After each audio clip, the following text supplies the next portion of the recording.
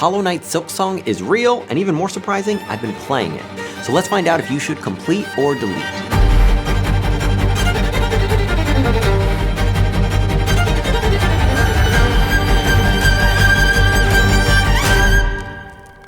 After years of waiting and wondering if this game was even still happening, developer Team Cherry dropped it with only a week's notice, and I think we're all still processing that.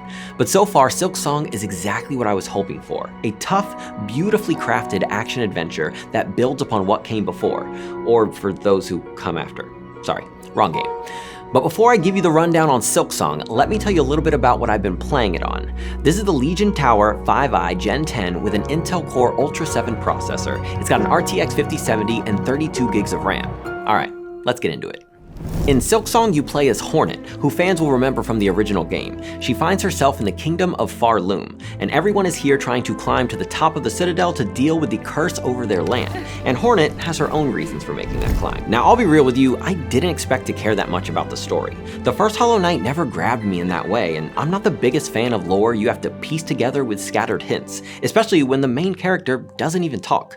But Silksong surprised me in the best way possible. Hornet actually speaks, she reacts, she pushes back, and that simple change pulled me in so much more. Suddenly, I wasn't just uncovering vague lore, I was following a character with her own personality. Even small touches within her back and forth dialogue made her feel more alive, and that gave me more reason to care about the world around her.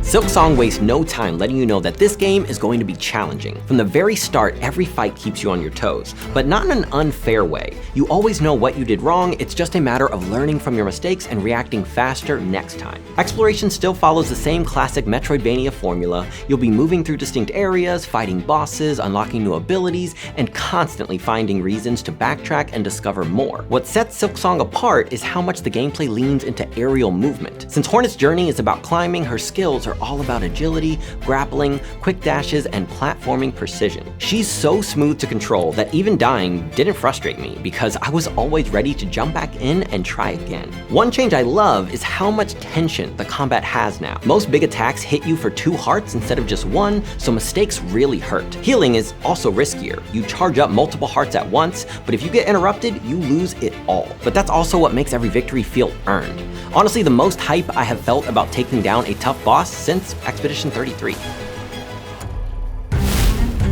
The world design here is top tier. Each area feels massive and worth exploring, with multiple paths and secrets everywhere that honestly at first stressed me out a little because I didn't want to go the wrong way, but as you explore you learn there really isn't a wrong way to go, because you are constantly rewarded for going off the beaten path, and when you find an area that is blocked, you know you will need to be returning in the future. Like the first game, you still need to find maps and mark them up yourself. At first it can feel a little old school, but the more I played, the more I appreciated it, and I was already prepared for this thanks to games like Animal Well and Zelda. It forces you to learn the world instead of just following a waypoint. When it comes to the platforming sections, if you haven't already heard, they are brutal, but incredibly satisfying. Some of the most intense 2D platforming I've played in years.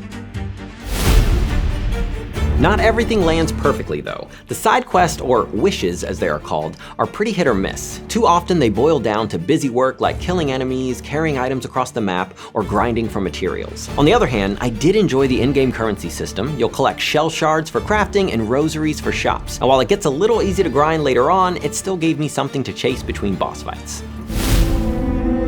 Silksong had some of the highest expectations of any indie game pretty much ever, and after finally playing it, I think it delivers. The combat and exploration and platforming are all some of the best in the genre. Yeah, the side content drags things down a bit, but as a core experience, Silksong is everything I wanted. If you loved Hollow Knight, this is a must play, and if you never touched the series before, this is still an incredible place to jump in. Team Cherry took their time and it shows, so don't you even think about clicking that delete, because this is a game everyone should complete.